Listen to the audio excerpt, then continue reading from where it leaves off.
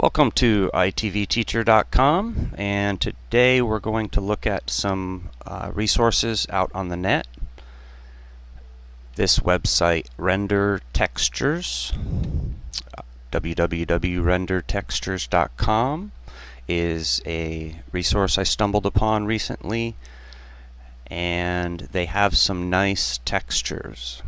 What's different about these textures is somebody's gone through the work of making a normal pass, and that is much nicer, makes them much nicer. There's also I think it's a diffusion pass. So let's take a look. We're going to download .zip archive here.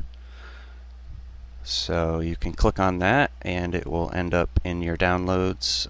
Sparrow Walnut. Some of them, the names don't come out this nicely. They might be a bunch of numbers or something, so just keep that in mind. And we'll go over into Cinema 4D, and we will create a new material. We can either go Create New Material, or we can just double click down here in the Material Manager. Once we have our new material, I'm going to go ahead and just rename this one. You can do it here by double clicking, or you can click on it, and then over in the Attributes Manager under Basic you can rename it here, and we're going to call this Sparrow Walnut.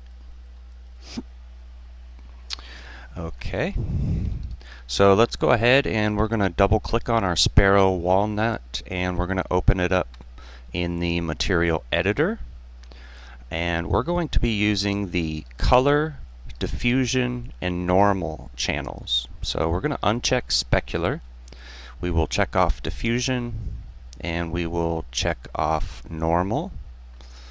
Okay, so in the color channel, in the texture property, we're going to click this button here, which is going to allow us to browse the computer.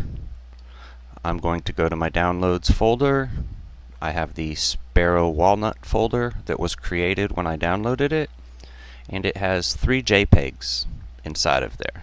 So let's just click on these real quick. This is the diffuse, and I'm actually going to use the diffuse for both the color and the diffusion. I also have the displacement, and we're going to use this in the bump channel. And then we also have the normal.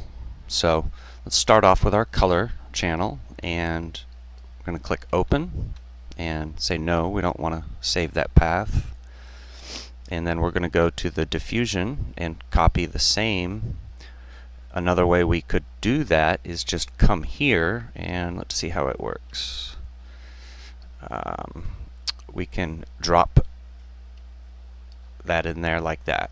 So what I did is I took this texture, instead of browsing for it, I just took it and copied it over to here and then dropped it into the texture slot. So that's how that's working.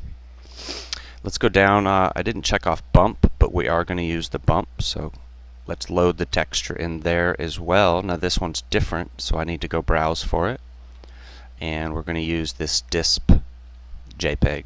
I'm pretty sure the disp is short for displacement.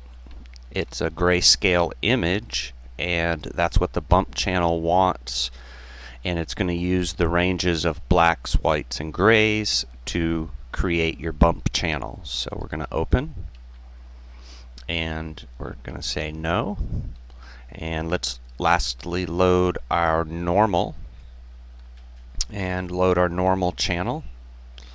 And here we are, we have the normal pass, and we're going to click open, and we're going to click no, and here we have our material. So let's close that, and let's just bring out a plane, and we're going to drop that onto it. Couple different ways we can do that. We can just drop it onto the geometry here, or we can drop it onto the object here. So let's see, we can also, there's an apply here. Yes.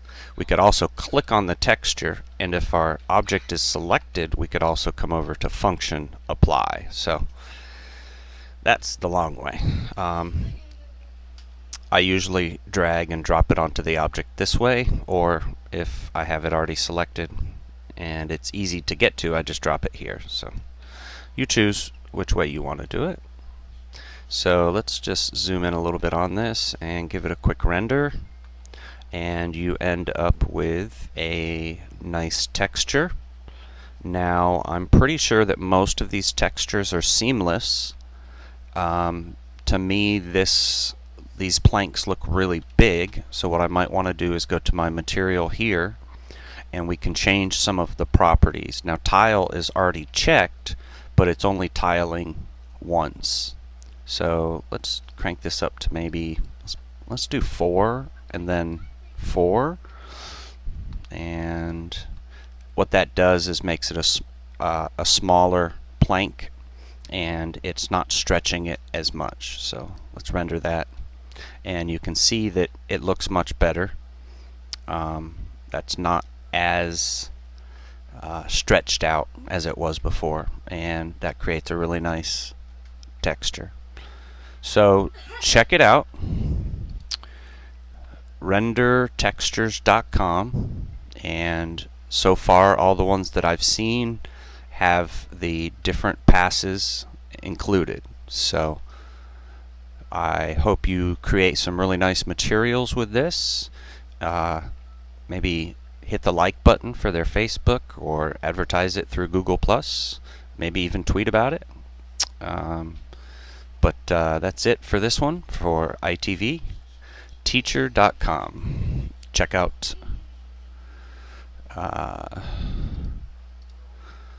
my website, and here we go. Homepage just has my reel on it for now.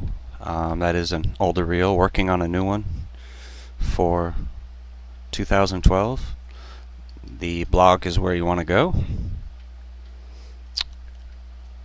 Alright, hope you've learned something new.